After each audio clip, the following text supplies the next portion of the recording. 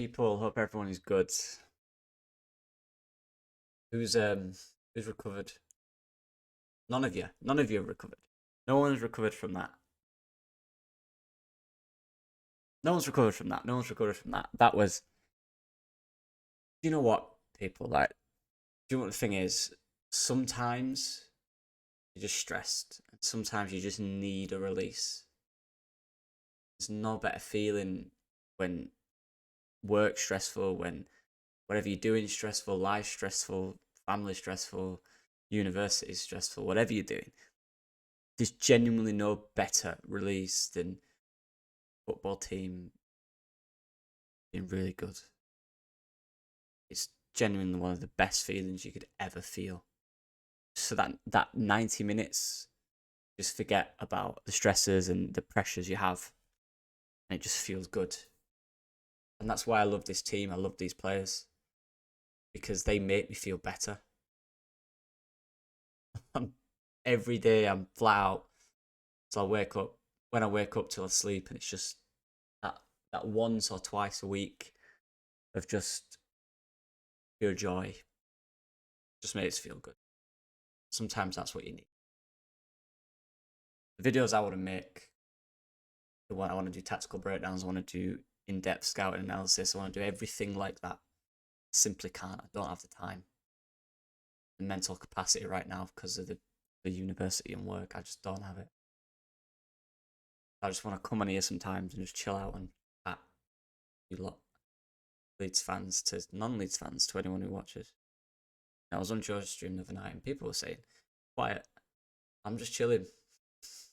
Don't worry. I just want to listen to people and enjoy, take it in. Because watching my football team right now is my biggest source of joy and happiness. Right? So yeah, it's just good. It just makes you feel better. But let's get straight into the player ratings.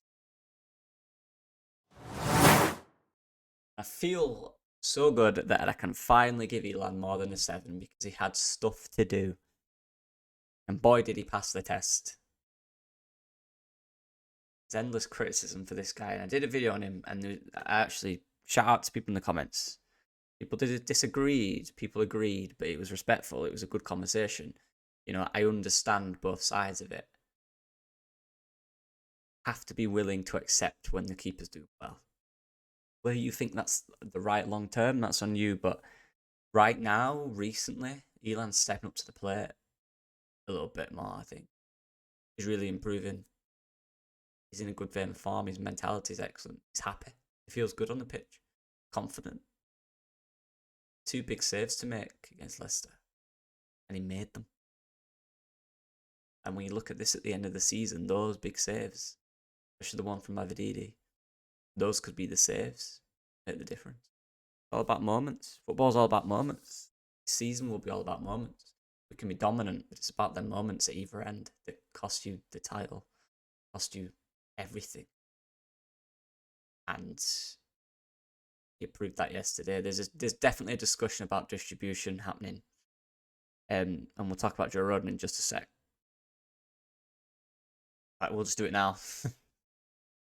We'll do the fullbacks first. Except first. Okay. Junior Firpo had a difficult night at times. At times, I've seen people, they got beaten by Fatu. I disagree. 1v1, maybe once. I think he did. I think he slowed him down and made Fatu go backwards more than often. I genuinely think that. I'm shocked by that. I think on the ball it was. I think defensively it was actually all right. I think on the ball was the issue for Junior. I think it's one of them games you can't always play at the top level. Sometimes, you know, it's a tough game. You're overthinking things. Don't feel right that day. And again, I'll talk about this in a bit. The pressing Leicester did was excellent. And if there's any indication that they're a good side, even though we won, they're a good side. That they should be promoted. They should be promoted. They're a good side. Junior was fine. Like I said, I weren't great. Definitely nowhere near the level he's been this season. On the ball was lost it a lot and could have given a goal or two away with his mistakes. That's for sure. So I have to give him a 6. Probably could have been a 5, 5.5, if I'm being honest. But yeah, I don't think he got battered defensively like people are making out. Not from my recognition. I'll have to look at that. Maybe I'm wrong. I don't know. Like I said, I'm pride right now. Actually great. I just love him to bits every week. He's coming up against a top winger, Mavididi. And the one time where the one I remember that distinctly in my mind is the time when Mavididi kind of it drifted out really wide, and that's obviously a tactic. He literally stayed wide. He never came in. All about making that width and just pinning that fullback as wide as possible to create spaces in between the fullback and the centre back, and that's what they did. Dewsbury would run into that deeper space and then thread the balls through. And once or twice, Archer goes a little close to Mavididi. I think he could have realised that, or even someone could have told him about that and just played a little bit more narrower and kind of want it to go to his feet as opposed to through. Because when it went through, they were in. Rodon and Rampy were occupied because the way in which they played. Dewsbury Hall, Daka, whoever they had, they played a two on the back line often when the ball came through. So the kind of that recovery that we used to see from Rodon couldn't really happen as much because of that. Happened once or twice in the first half. Happened consistently. So they really pinned our defenders, and that's why they found gaps behind. They're a good team, like what can you say? But yeah, I give him a 7 because he was instrumental in the goal. And when he came to the left, he was actually really good. The mentality of the young man to step up in those moments and take those brave shots. Don't care who it's gone down as. That's his moment. He deserves every second of it. 7 out of 10. Good to see this team living up to these moments. Yeah, so I'll talk about Rodon. I'd give him a 6 because that is fair in what happened. I don't think what happened to him is fair. That makes sense. So, and I won't bore you with the details. I'll say this really quick. Leicester played a box press. And a box press, basically, when we had the ball centrally with our goalkeeper, we had our centre-back splitting. The box press is in between both centre-backs. The box, so they had 2 in between our centre-backs and 2 behind them, right? Hence the square, the box. But what they did really well was they attempted to funnel us down a side. Or when we did go down a side, we'd funnel down it. They didn't allow us to come back. And that's why you saw often than not, they would be slightly more to the right in terms of their attacking, which made us funnel down to our right defensively, which show a lack of options. They really nullified the options that were available on the ball because the box worked. They pressed really well. It was effective. And this is where you saw Rodon on the ball. A lot of the time, you talk about his distribution, a lot of the time there's no options. There's nothing there. And then you try and come back around. But there's the guy on the far side of the box press covering that, getting ready for that. So a lot of it came down to rotations higher up the pitch. I don't think they were good enough. Got to put context to the performance. Why is Rodon's balls not going to anyone? Why is he losing it? Why is he hesitating? There simply isn't any option on. A lot of the time, the best option was the ball over the top when Notno came short, and either Pirot, Rutter, whoever it was, ran in behind. Yeah, context to it. The product of the game was he did lose the ball more often than not. He looked not nervous. What's the word? Yeah, hesitant on the ball because of that reason. And it's similar for Ampadu, but their press wasn't as aggressive on that side. It was, for me, it was more aggressive on our right, on their left. I think Dewsbury Hall plays more on the left as well, and he was decent in the press. Yeah, so that's the context to that. Again, you're playing a top team, and if anything, this game kind of shows that this is kind of like a friendly for the Premier League. This is kind of like bare minimum what you'll face in the Prem. And I've said it before and I'll say it again. We do go up when we go up. You're looking at, for me, 8 or 9 signings. The levels of the Prem are a joke. You'll play against teams that will press like that, but have that star quality to bury them chances. So yeah. Good game though. I enjoyed the game. It was brilliant. And our fortitude and mentality in the last 15 minutes was excellent. Won't be long with the midfield. I've already quickly spoken about the midfield. Really, I thought Kamara really, both of them, to be fair, put that graft in. They did in terms of defensive kind of final last ditch fortitude. They were both excellent. They worked extremely hard. Red put some excellent tackles in. Tracking brilliant. Kamara is endless. Doesn't stop. He's everywhere. He was the best player for me bar one other, and maybe Meslier. But Kara was really good. It was hard for the midfield to maintain a grip when Leicester had the ball, simply because of the way in which they played. They've seen it do it before when they had an extra one into midfield, and that's the discipline of our striker and our 10, Jorginho, defensively, that didn't work. And that was my word before the game, and we were too easily bypassed in terms of the front two, in terms of the 10 and the striker, which meant they'd just drop an extra one in midfield, and there was too many gaps because whoever it was in that position, Jorginho or Pirro, were not deep enough, so they had an overload against these two. Made them two look ineffective at times. Again, he's playing a good team. This is what it's about, people. We got, there was ways in which we got through Leicester easily 2 or 3 times. We got through with 2 or 3 passes. Should have scored a lot. Times they did it to us, and that's it for me. And there's this talk about, it's annoying me, that they should have been 4 up because of the chances they took.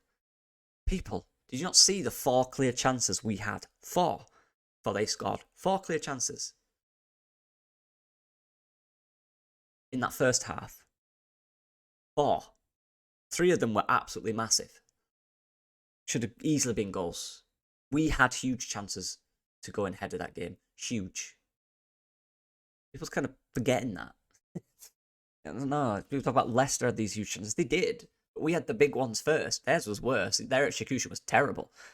Ours was bad. But Somerville one, slightly less touch, that goes in. Finishes that every day of the week. The Pirro one, got to get that on target. It's on goal. His one is literally in front of the goal. The Nonta one is in front of the goal and he takes a touch inside. These are huge chances. So we had them too. We had the chances too.